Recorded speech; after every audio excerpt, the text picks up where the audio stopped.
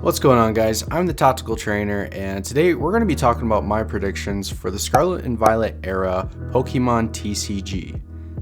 I ended up looking at price data for each Pokemon set in each generation in an attempt to look at what was the most profitable set, when I happened to notice a bit of a pattern. So we're going to analyze some of the patterns and the data that I've collected in an attempt to estimate what set to invest in when it comes to the Scarlet and Violet era of TCG. One of the first things I happen to notice is that the Pokemon TCG is cyclical.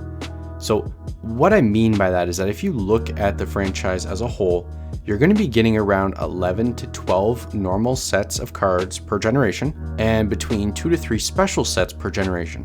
And also, normally halfway through the generation, a new mechanic or card type is introduced. So one of the first things I observed is that the special sets released naturally have a very high return rate. If you look at the Black and White series, the only special set that was released is Dragon Vault. Now, with Dragon Vault, you couldn't just buy a booster box or an Elite Trainer box of the set. If you want to collect the set, you have to buy special blister packs which contain 3 booster packs and a promo card. These blister packs were released on October 5th, 2012, but I can't find any price data, unfortunately. However, I think it's safe to assume that they're likely priced similar to most other blister packs at the time, which is around $12.99. Now, if you look at eBay for any of the blister packs, you're going to really struggle to find any good condition blister packs sealed for under $250. That's approximately an 1,825% return on your initial investment in about a decade. Next, if we look at the XY series, we really have 2 main special sets that stand out. You have Double Crisis and Generations. For Double Crisis, much like Dragon Vault, you're not able to buy packs through booster boxes or Elite Trainer boxes. You are limited to only being able to purchase the set through blister packs. If you look at Double Crisis on eBay, you'll see that you can only really find blister packs for around the $250 to $300 mark.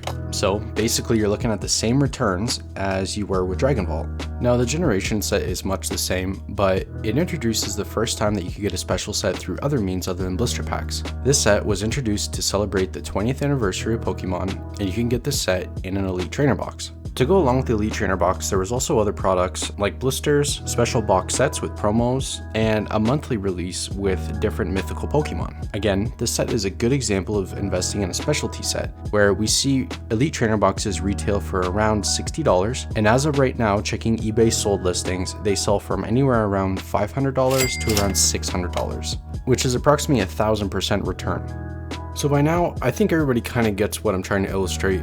The special sets released are really some of the best to invest in. This has to do with how scarce the product is and how challenging it is to get at bulk. It doesn't matter whether we're looking at Shining Legends, Dragon Majesty, Hidden Fates, Champion's Path, even more recently Celebrations. I mean, every single set is hard to get and highly sought after. And this is partially why we have such good returns on investing in some of these products. If you move away from looking at specialty sets through the generations, and you start looking at the standardized normal sets like XY Base, Furious Fists, or Roaring Skies, you can see about 1/3 to 1/2 of the way through a generation's completion, the Pokemon Company ends up introducing a new type of card. That can be a break card from the XY era, it could be an amazing rare from the Sword and Shield era, or it could even be an alt art from the Sword and Shield era. All of these are examples of new card types that were previously unknown, and with this introduction of a new card type, it changes the way us as investors and collectors view a card set or even a subset.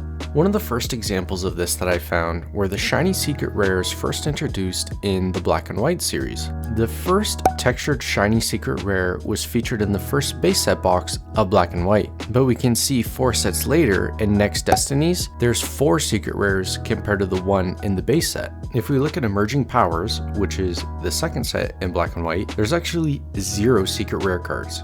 If you look at the third set, Noble Victories, there's only 1 secret card. After that 4th set, Next Destinies, you start to see an increase in secret rare cards, up until the very end of the Black and White era, where you start seeing 6 secret rare cards, 4 secret rare cards, and even the introduction of a whole new subset, the Radiant Collection, introduced in the Legendary Treasure set. Now the main area to pay attention to is the Black and White base set and the Next Destiny set. So the base set was released April 25th, 2011. After the release, Pokemon decided to print more secret rare cards, which ended up being quite popular. You can see that they really increased this number in the Next Destiny set, which was released February 8th, 2012. This is nearly a full calendar year since the beginning of the Black and White generation. As you guys can see from looking at this TCG player screenshot, these secret rares from the Next Destiny set hold some of the highest value in the set. If you look at the X and Y era, we have two interesting types of cards. The first being the Break series,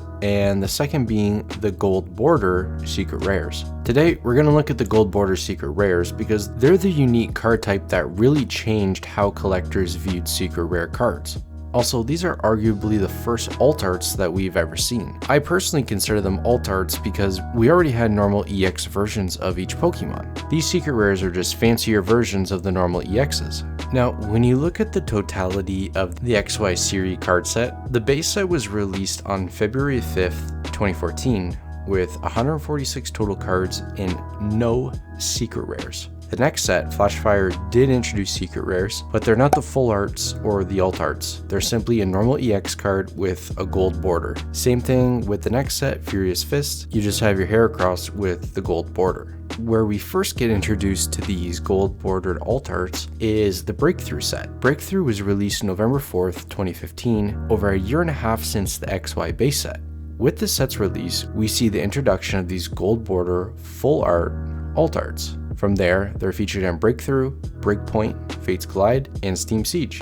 Because of these added cards to the sets, the value inside the boxes is actually a lot greater than some of the other XY sets. Unfortunately, however, around the time the Break sets started coming out in X and Y is when production really started to ramp up for Pokemon cards. So if you're to look at XY booster boxes today, you'll notice a large discrepancy in price based on the beginning of the XY series and the later half of the XY series. Again, mainly because of supply and demand, and also the first half of the X and Y series is approximately 2 years older than the latter half.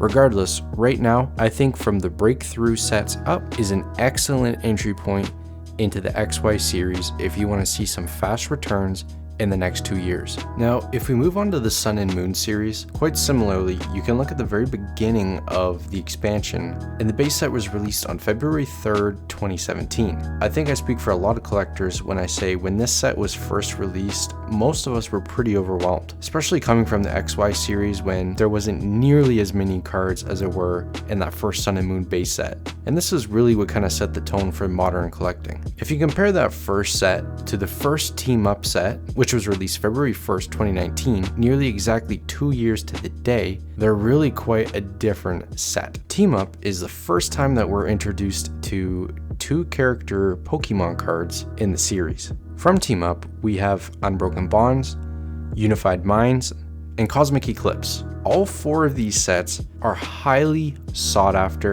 and very valuable, especially when comparing them to other Sun and Moon series sets. I mean, they even beat out Burning Shadows, and that has the Charizard privilege, so that says a lot. Again, past the halfway point of the set, approximately 2 years after the base set of that generation, we're seeing a new type of card and a new mechanic. Now, if we move on to the Sword and Shield era, it's mainly known for its introduction to alt arts. I know when the artwork leaked for the Sleeping Tyranitar and the Empoleon doing some Water Tai Chi, everybody was pumped. So if you look at the Sword and Shield base set, it was released February 7th, 2020, and it had no alt arts. The first time we start to see an alt art is in Battle Styles, which was released March 19th, 2021. That's over 13 months since the series release. Everybody knows that Battle Styles isn't the best set to invest in or even buy.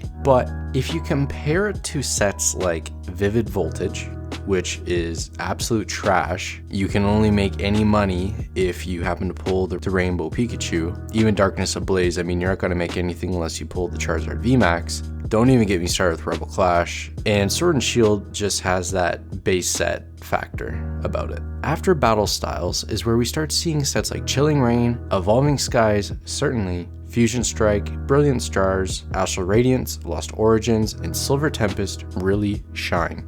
These sets start introducing alt arts and character rares. These card types alone raise the value of these boxes significantly in comparison to the sets in the series that don't have them. If you look at a set like Evolving Skies, it's obviously going to be way more expensive than any other set because it has so many evolutions, which everybody knows is a fan favorite. So if you look at Scarlet and Violet, right now we still have the same alt arts and character rares, or art rares I guess they're called now. And if you follow the trend of the Pokemon TCG in the last 10 years, which we just went over, I think it's a pretty safe bet at about this time next year, we're going to see a new card type or a new mechanic featured in a card, which completely changes the way investors and collectors view the TCG. Now, personally, I really don't know what the Pokemon Company is going to do to beat out alt arts. I think most people consider those cards as the pinnacle of modern TCG. Just look at the Moonbryon in a PSA 10. It's worth more than some base set hollows in PSA 10. So, I mean, I think that kind of speaks for itself. So in conclusion,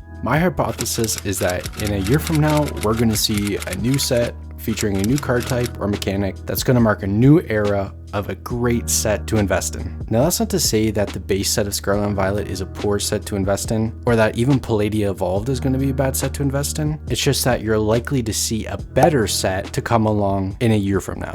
I honestly don't know what the Pokemon Company is going to do to beat out the alt arts. Maybe they'll keep the same concept but improve on them somehow, and that way they're like a better generation. But yeah, I look forward to seeing what it is. So save this video, set a reminder, come back to it in a year from now, and let's see if I'm right. Thanks so much for watching, guys, and let me know if you guys like this style of video. There's a lot more topics that we have to cover, and I really enjoy doing these kinds of videos. So if you guys like these kind of talking videos mixed in with some openings, let me know, and we'll continue on that direction. Thanks so much for watching, guys, and have a good one. Also, like and subscribe. If you watched it this long, come on, subscribe.